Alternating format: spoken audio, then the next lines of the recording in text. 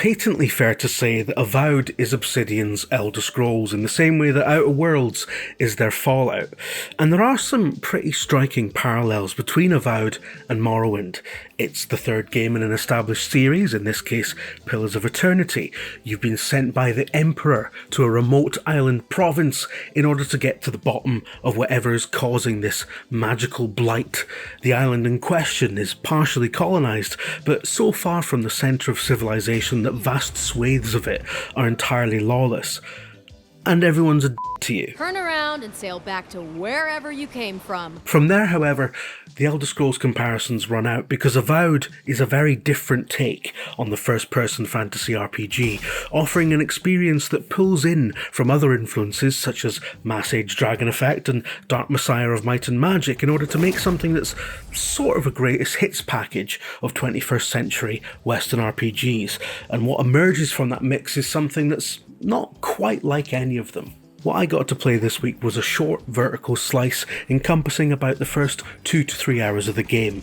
There's a small tutorial area that kicks off the main quest. Your character is shipwrecked, you meet a fellow survivor who's sort of a wee blue cat guy, and you have this mini adventure picking through what remains of a fully garrisoned fort that has succumbed to the Dream Scourge, a disease that makes mushrooms grow out of people's heads before they go after their nut and start attacking everyone around them.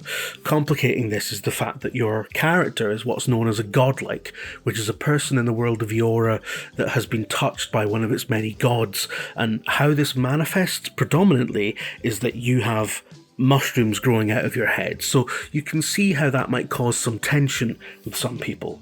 You're asking them where the nearest tavern is, and they're worried that you're going to go Last of Us on them. And because Obsidian are the masters of choice and consequence and world building, this is of course exactly what happens. For all we know, you're one of those sick bastards. The plague carrier.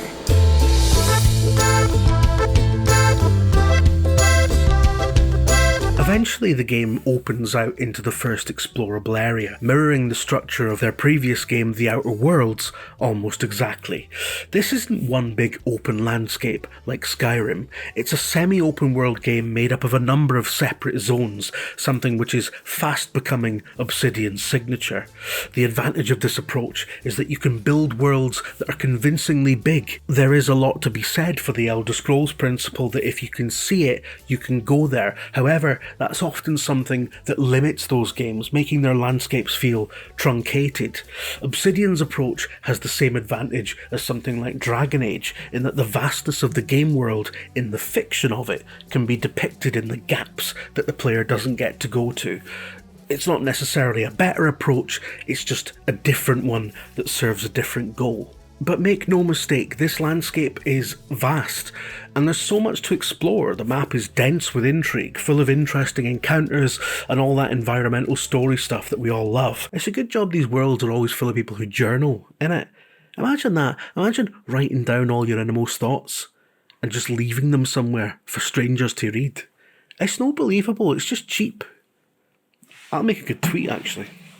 Just like The Outer Worlds before it, just like New Vegas before it, this is a great game for rummaging. The land is pockmarked with dungeons, abandoned shacks, mini outposts, maxi outposts, bandit camps, graveyards currently in the process of being robbed by some local reprobates. I've lived in places like that, to be fair. If you're a fan of this type of game, you know the deal, but know that certainly within the confines of the preview build I played, it's executed beautifully. I can't emphasise too much how they've nailed that sense of exploration, how they've made the act of discovering and ransacking feel so fun and compelling. Movement in this game has been tweaked to perfection. The player character animations cut in and cut out at the absolute perfect times. The first person platforming feels satisfyingly tactile, and that's a difficult thing to get right. You can play in third person if you want to, but it kind of feels like a concession. This is clearly a game designed for an immersive first person perspective, and it just feels like an unofficial mod if you pull the camera back. It's difficult to put your finger on exactly why this game feels so good in the hands, but you just get the sense that they've worked very hard on getting that aspect right. And these are things that in a lot of RPGs are kind of perfunctory. Elder Scrolls games are very skilled at giving you a kleptomaniac endorphin drip, but they don't feel especially good to control. I mean, they're not especially bad to control, but I've never heard anybody say, you know, the best thing about Skyrim is the movement, the character animation. No, they say the best thing about Skyrim is that you can mod all the dragons to be Shrek or whatever. The point is this: the way Avowed moves has had a lot of thought poured into it. This is, of course, most evident in Avowed's combat, which is exciting, and when you're doing well at it, you feel like you're in a bit of a ballet. Directional dodging, fast switching between your two weapon loadouts, managing the timing of your attacks versus theirs. It's an aspect that, again, has patently had a lot of time spent on it, and even in this early slice of the game, it's clear that there's a lot of hidden depth to this that will become more apparent over the next however many dozens of hours the game takes to complete. You have a fairly wide selection of options here, but what you can deploy at any given moment comes down to what you can fit in your hands, including magic, which is based on physically holding a spellbook, a grimoire. At first I had my loadout switching between a boring sword and shield combo and a two-handed bow, but before long I was experimenting with an offhand flintlock, magic wand and grimoire. There are clearly loads of different permutations you can try out to find your optimal playstyle, and loads to switch to when you get bored of that. And one thing I do want to just emphasise quickly is that you don't really get a proper sense of it from watching footage, which is why I think when the gameplay trailer came out a wee while back, people were quite disparaging about how the combat looked, and I have to say, I didn't think it looked like anything special either, but having actually played it, I've been totally turned around on that. This isn't just a case of walking backwards while you repeatedly thwack something. You have to actually move around and manage the space, be mindful of where and how you strike enemies. It's not super challenging, like you can muddle through it if you're rubbish at it, sure, but it feels so rewarding to do an encounter well with a bit of style and to avoid getting hit that you find the challenge starts coming from within. So it's a very inviting game. It wants you to feel good about playing it. It'll ask you to make some tough decisions. It'll give you the opportunity to behave this way or that in conversations, and it will throw difficult enemies at you if you stumble onto something that's a bit too high level. But overall, the game is not hostile to the player. Quite the opposite. It's a lovely warm blanket of an RPG, you know? It's comfortable. It's like sitting down of an evening to watch some Star Trek The Next Generation. Oh, can't I talk about Star Trek, I've been told. So it's fun to explore and it's fun to batter people. What about the story? And specifically, I think, does the story make sense if you haven't played Pillars of Eternity? Now, I've played the original game, but I didn't play the sequel, Deadfire, and if I'm being honest, I reviewed the first game so long ago that I've forgotten most things about it, so I'm hardly coming into this with a thorough grounding in the lore. I've seen a few overt references to the previous games, but there's nothing here in the opening hours that requires any prior knowledge to understand.